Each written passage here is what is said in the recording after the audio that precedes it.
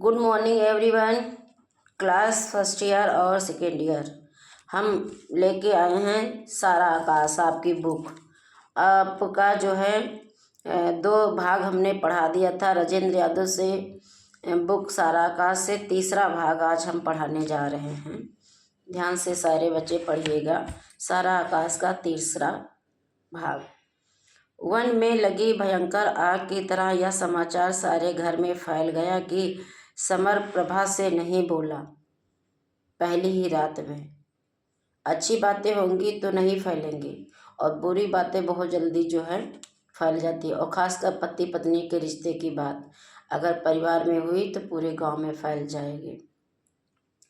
दोनों हाथों से सिर पकड़े कोहनियों को घुटनों पर रखे ऐसे करके मैं अपने कमरे की देहली पर बैठा बैठा जाने क्या क्या सोच रहा।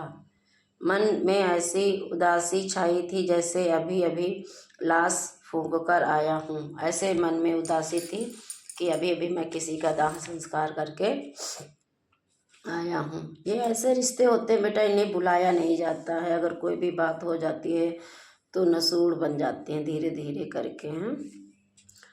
सांझ की छाइयाँ अब कोने अंतरों की ओट से बाहर निकल निकल कर फैलने लगी थी। शाम होने वाली थी लेकिन उदासी थी कि अंधेरे के साथ साथ बढ़ती चली आ रही थी। लगता था जैसे आग एक महाशून्य का अंधकार अंधा सागर ठाढ़े मार रहा हो।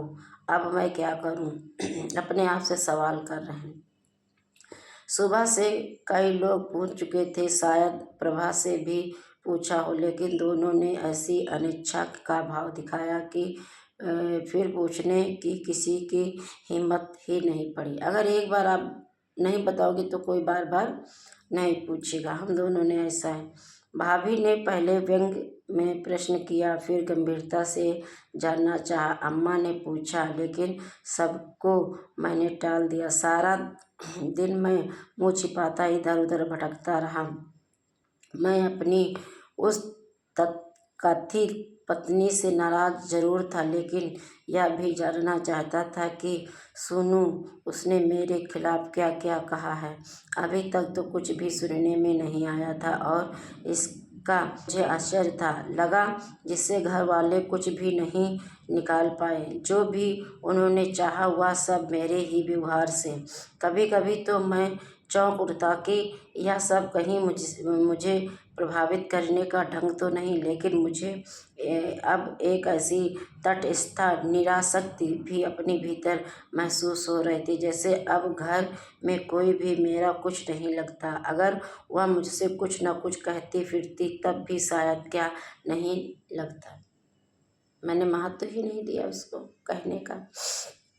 बाबूजी ने अत्यंत गूढ़ रहस्य जानने की मुद्रा में पूछा था, कुछ खास बात हुई क्या? मैं चुप रहा। फिर उन्होंने पूछा, लड़ाई बढ़ाई तो नहीं हो गई? लड़ाई जो है बड़ी तो नहीं हो गई है तुम दोनों के बीच में? उस समय तो मेरा साहस डगमगा गया जब मुन्नी आई। बाबूजी ने बुलाया है। बाबूजी ने क्यों बुलाया? मरे मरे कदमों से मैं वहीं पहुंचा। धीरे धीरे कदमों से मैं बाबूजी के पास पहुंचा। बाबूजी के सामने पड़ने से मैं हमेशा ही डरता रहा हूँ। यूँ इधर उधर 3-4 साल से उन्होंने हाथ नहीं उठाया, लेकिन शरीर पर पड़ी हुई पुरानी नीलें अभी भी ताज़ी हो जाती हैं जब बाबूजी मुझे पहले मारा करते थे बचपन में। और ये यादें ही उनकी आतंक को जैसे दिन दुना रात चौगुना बढ़ाया करती हैं। किसी समय वे क्या कर बैठेंगे कोई ठिकाना नहीं। जिन दिनों वे मुझे मारते, पहले बच्चे मारे जाते थे, हम लोग भी मारे गए, लेकिन अब अगर ऊंची आवाज़ में बच्चों से बात कर दो तो वही बच्चे पलट कर जवाब दे देते हैं थे। उन दिनों तो एक अल्लाह और ज़िंदगी निश्चित रहती थी कि ज़्यादा से ज़्यादा पीट ही तो देंगे। हॉकी फुटबॉल में भी तो चोट लग जाती है और हम उसे सहते ही हैं, लेकिन इधर तो एक अजब रहस्यमय खौफ मुझे उनके हर हर व्यवहार से लगता था। अपनी किसी गलती पर जब जब मैं पीटे या डांटे जाने की आशंका करता तब वे टाल देते, तो लगता जैसे मेरे खाते में जाने कितनी सजा इकट्ठी हो गई है। नतीजे में उनसे कतराना और डरना मेरा स्वभाव बन गया था। मैं उनके सामने कभी नहीं आता था। मैं मन में चाहे जितना विरोधी विरोधी और विद्रोही बनता रहूं, बाबूजी का आतंक मेरे नस नस में इस तरह समा गया था कि उनके सामने जबान नहीं खुलती थी, और मन ही मन कुढ़ते हुए भी जो कुछ वह कहते मैं कर डालता। बहुत डरते हुए मैंने भी उनकी बातों के जवाब में एक भाषण तैयार किया। वे चुपचाप फर्सी पीते हुए अत्यंत गंभीर दार्शनिक की मुद्रा में बैठे होंठ टेढ़े करते हुए धुआं निकाल रहे थे। ऐसे होंठ टेढ़े करते हुए धुआं निकाल रहे थे। आसपास की खाली कुर्सी और मूढ़े देखकर लगा जैसे अभी अभी कुछ लोग उठकर गए हों। उन्होंने भौहों के संकेत से बैठने को कहा। अभी कुछ लोग मेरा साहस धुएं की तरह उड़ गया। मैं जैसे तैसे चुपचाप किनारे पर बैठ गया। क्या बात है बहू, तुझे पसंद नहीं आई? पूछ रहे हैं।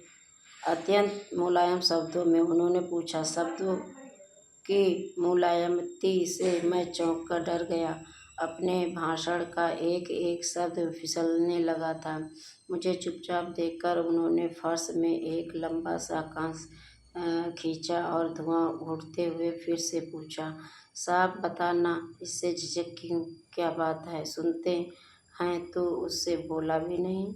मैं चुपचाप हथेली फैलाकर हाथ की लकीरें देखता रहा। सारे सोचे हुए सवाल जवाब दिमाग से निकल गए। मन में एक आर्द्र उच्छ्वास से सा घिर आया।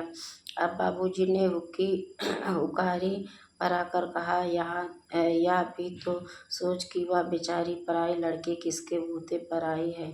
कोई घर में आता है तो इस व्यवहार के लिए क्या कहेगी वह घर जाकर। माना कि शादी करने की तुम्हारी इच्छा नहीं थी, लेकिन बेटा यह लोक व्यवहार है और जो हो जाता है उसे निभाना तो पड़ता ही है।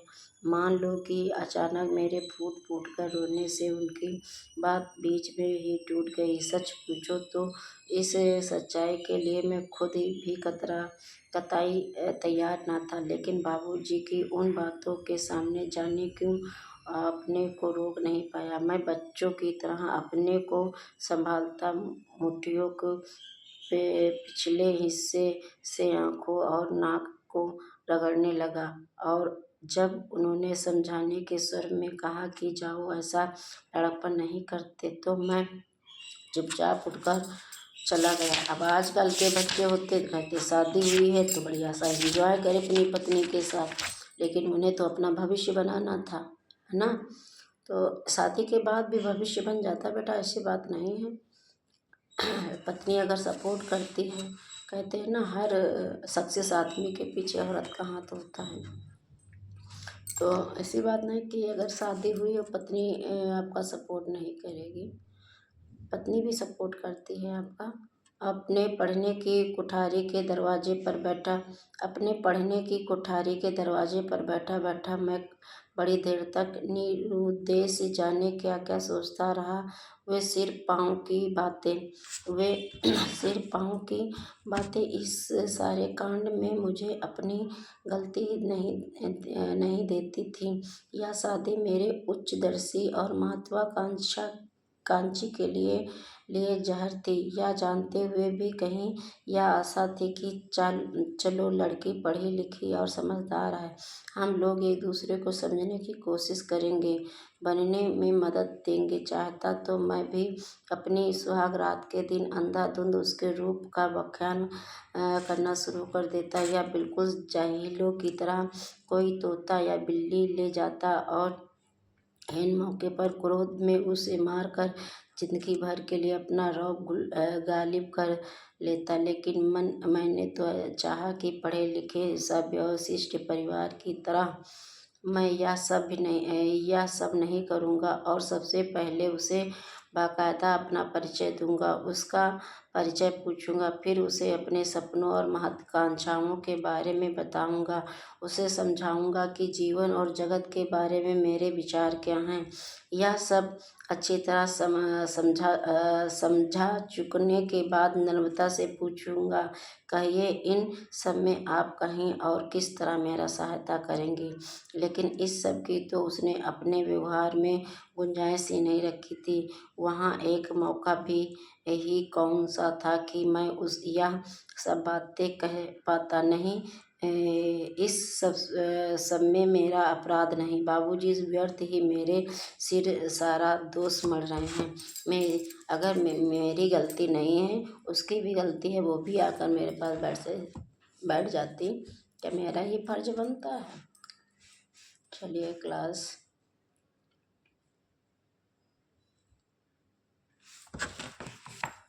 आज के लिए बस इतना ही। स्वास्थ्य ठीक नहीं है, इसलिए थोड़ा इंटरेस्ट नहीं है, और फिर भी हम सोचते हैं परीक्षा आने वाली हैं आपकी, तो आपका लॉस ना हो।